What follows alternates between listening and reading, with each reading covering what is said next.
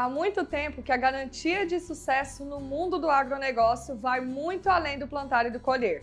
Hoje, essa atividade exige muitos outros conhecimentos, e um deles é na área do direito. Se você trabalha com agricultura, com certeza ouve falar diariamente sobre as operações de barter, uma modalidade de negociação muito adotada nessa atividade. Mas apesar da facilidade, existem alguns pontos importantes que não podem ser deixados de lado na hora de formalizar essa operação. E diante do cenário da alta dos preços dos grãos, as empresas e trades têm se preocupado com a possibilidade de quebra contratual. Mas cuidado, existem muitas consequências que o produtor e a produtora que realizarem isso podem sofrer.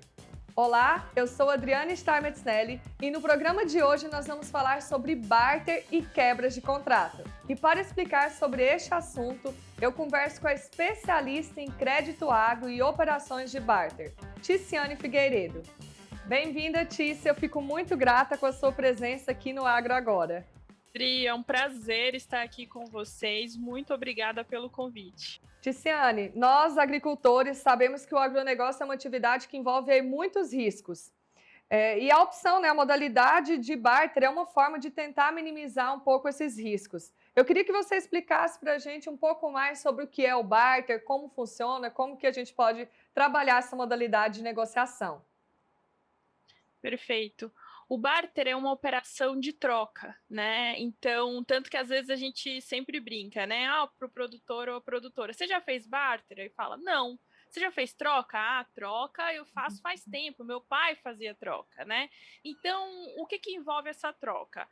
O produtor ou produtora rural vai trocar parte da produção futura pelos insumos necessários para o fomento da sua lavoura. Então, o barter é uma operação, é um tipo de financiamento que toma como dinheiro a própria produção. Então, isso é muito interessante na operação. E quais que são as vantagens desse tipo, dessa modalidade de negociação, quando comparado com as outras? O que a gente vê aí dos principais diferenciais que favorecem a escolha dessa modalidade? Então vamos lá, Adri.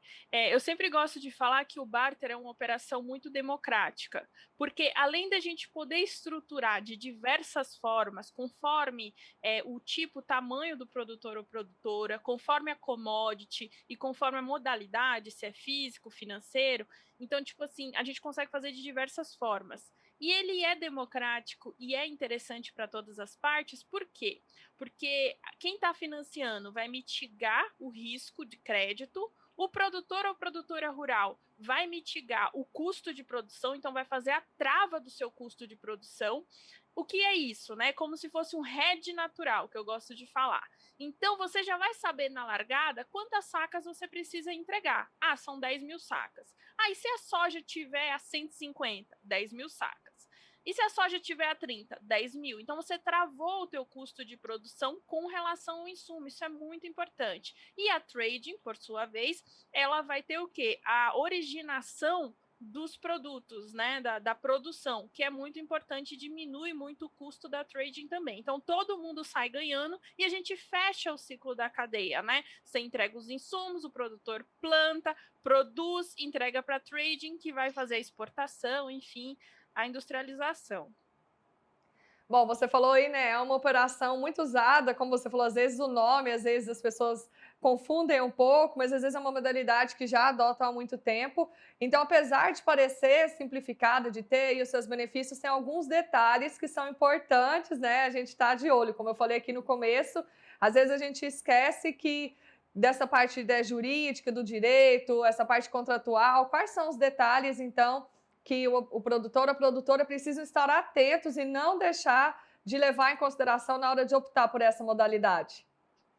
Eu acho muito importante, Dri, 2 pontos. Então, o primeiro ponto é você ter certeza que você conseguiu travar o teu custo da produção certinho. Porque, às vezes, o produtor ou a produtora escolhe por outras modalidades ou então não quer travar naquele momento a sua produção, vamos colocar assim, e aí acaba tendo o risco da volatilidade dos preços, né?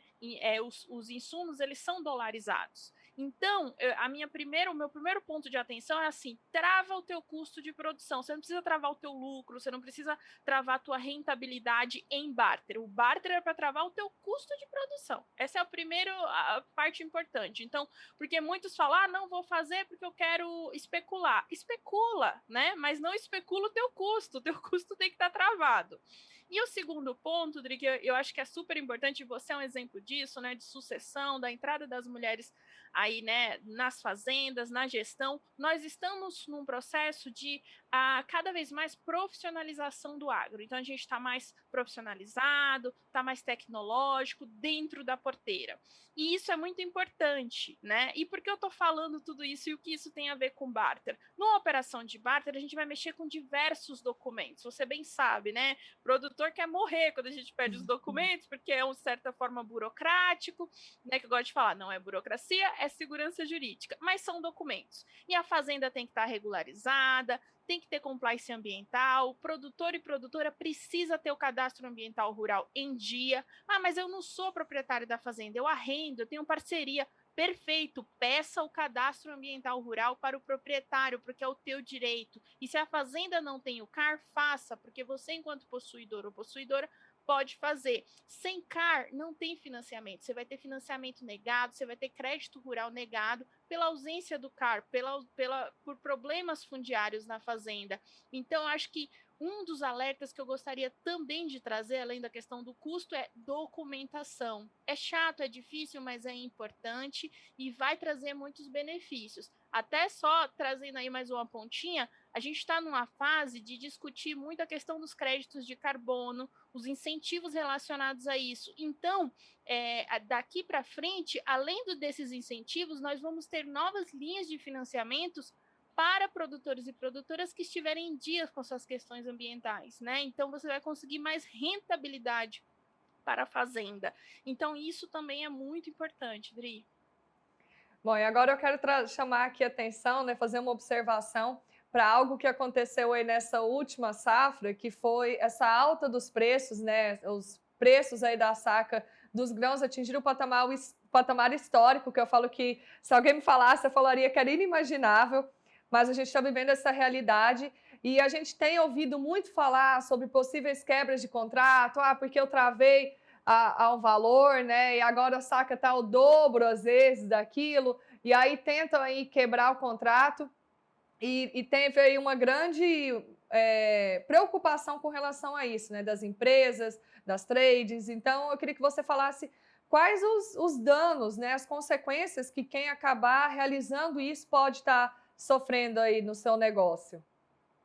Exatamente, Dri. Esse é um ponto importante porque e aí vai para além da operação de barter, né? Porque não necessariamente todos esses contratos ou todo esse volume está em uma operação de barter, mas foi um contrato futuro travado com uma trade, uma cooperativa ou até uma cerealista.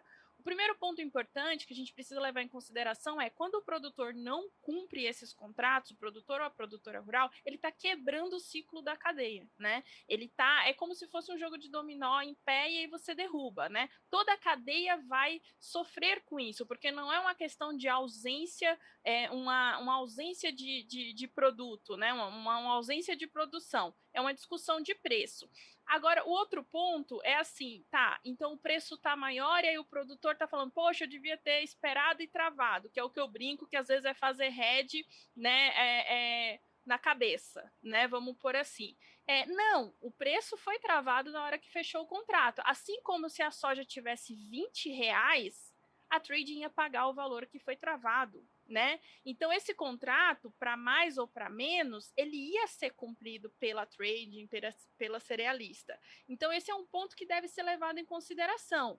Obviamente, a gente está num cenário atípico, né? O preço está super valorizado, muitos produtores e produtoras estão vendo né, isso como uma oportunidade de ter mais rentabilidade.